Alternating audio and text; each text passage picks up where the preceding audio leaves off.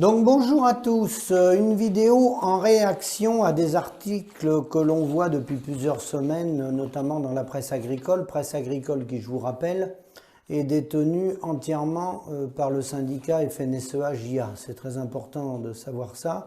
On avait l'Avenir agricole dont le siège était en Mayenne, qui existait depuis 1944 et malheureusement, comme la presse écrite est en crise, ils ont été obligés de fermer boutique. Je leur rends hommage car c'est un journal qui était apolitique et asyndical. Il parlait de tous les syndicats, toutes tendances confondues, y compris des associations et des collectifs qui pouvaient se monter ici ou là. Donc là, moi, ma vidéo, je voudrais une réaction. J'ai pris plusieurs articles, j'en prends un au hasard. Réforme de la politique agricole commune, l'agriculture va disparaître, craint le président de la FDSEA du 77. Donc les agriculteurs manifestent pour protester contre la réforme de la PAC qui donnerait la priorité au bio et à l'agroécologie. Donc ce monsieur nous explique que la PAC, on ne peut pas la changer. Alors selon lui, la PAC était juste. Je lui rappelle que la PAC, il y a 3 catégories au moins de céréaliers. Il y a des céréaliers qui sont éleveurs en même temps.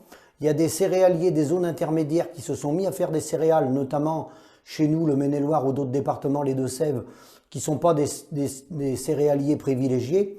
Et puis il y a les céréaliers qui sont dans des terres de jardin, dans les grands bassins parisiens, qui étaient des terres à haut potentiel, tant mieux pour eux. C'est une bonne nouvelle, que les gens aient des bonnes terres et peuvent produire à moins cher que les autres et gagner de l'argent. Mais je pense que c'était un scandale que ces gens-là ramassent toute la PAC. Et ils ont ramassé toute la PAC depuis 92. Donc il y a quelques contradictions dans ce qu'il nous explique. Il nous explique qu'il estime qu'il reste, je vous mets l'article en pièce jointe, entre 50 et 80 euros de l'hectare qui reste. On va prendre la moyenne, 65 euros.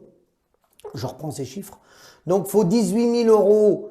On parle toujours en brut quand on fait les statistiques avec l'INSEE et la MSA. Donc, pour avoir 18 000 euros à un SMIC, il faut 277 hectares. Je viens de faire le calcul.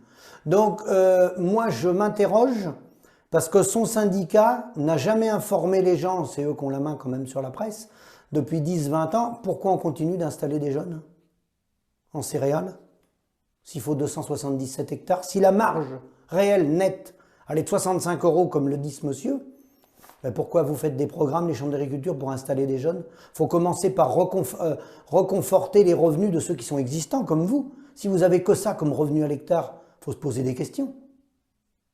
Il faut peut-être revoir le modèle. On ne peut pas installer des jeunes avec 277 hectares pour sortir un SMIC, avec l'investissement matériel qui va derrière.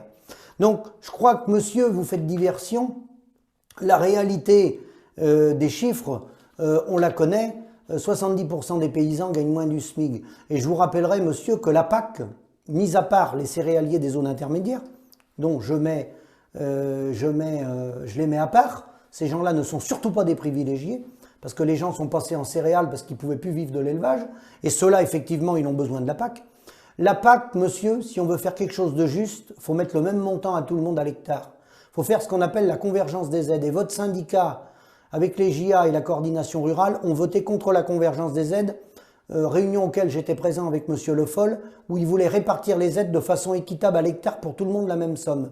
Et si on veut faire quelque chose de juste, on met un montant le plus bas possible, la même somme à tout le monde à l'hectare. Et on fait bénéficier les gens qui font des plantes médicinales et les gens qui n'avaient pas la PAC. Parce qu'il y a des gens qui n'ont pas la PAC. Et ensuite, ça va générer une enveloppe, bien entendu, puisqu'on va diminuer les montants à tout le monde. Et là, on fait une réattribution en année N-1, puisqu'on aura les résultats que l'année d'après, à toutes les filières en difficulté. Si une année, c'est les porcs qui sont en difficulté, eh bien, l'argent de la PAC va aux porcs. Si une autre année, c'est plus les vaches allaitantes, eh ben c'est les vaches allaitantes. Si c'est les moutons, c'est les moutons. Voilà. Et ça, les États membres ont la possibilité de le faire. L'Europe n'est pas contre ça sur la distribution en interne des aides de la PAC. Bon. Donc, les manœuvres des manifestations, on les a compris. C'est simplement que les céréaliers des bassins parisiens veulent garder le pactole de la PAC. C'est eux qui dirigent le syndicat, ça tout le monde le sait. Alors quand je vois les éleveurs bretons qui tirent la sonnette d'alarme en disant faut ramener de la PAC sur l'élevage, il faudrait qu'ils ouvrent les yeux. La surprime des 52 premiers hectares, la FNSEA, dès le départ, était contre. Xavier Belin était contre. La coordination rurale était contre. Donc, les syndicats qui sont tenus par les céréaliers, hein, tout au moins ces deux-là, parce que là, pour le coup, le MODEF et la Confédération paysanne avaient voté pour une convergence des aides. Je ne sais pas quelle était leur intention, jusqu'où ils voulaient aller, mais eux, ils avaient au moins le mérite de voter pour la convergence des aides. Les deux autres syndicats, avec les JA, ils ont voté contre la convergence des aides. Donc, la PAC, les manifestations qui sont faites ici ou là pour l'irrigation, on voit des manifestations pour dire attention, on nous menace sur l'irrigation, tout ça, c'est des grandes manœuvres pour que la PAC ne change pas. Alors, est-ce qu'il faut qu'elle soit plus verte ou moins verte? C'est un débat de société. Une chose est sûre, elle n'est pas juste. Il faut une convergence totale, revenir vers un montant très bas à l'hectare et ensuite redistribuer en fonction des revenus des uns et des autres. Et les céréaliers qui sont dans des zones intermédiaires, qui ont de faibles revenus, il y a des céréaliers qui ont de faibles revenus, qui sont en difficulté, ceux-là, faut qu'il ait une enveloppe supplémentaire. Mais ceux qui sont dans des bassins privilégiés et qui ont capté toute la PAC depuis 92, je pense que la coupe est pleine. Donc là, deux poids, deux mesures, parce que vous parlez d'un revenu entre 50 et 80 euros de l'hectare, et après, dans le même temps, si on prend la presse agricole des 10-20 dernières années, la FNSEA met en avant qu'il faut installer des jeunes, il faut exporter à travers le monde. Bon, déjà, si votre revenu, c'est entre 50 et 80 euros de l'hectare, à quoi bon de prendre des marchés à travers le monde? Il faut mieux fermer la boutique.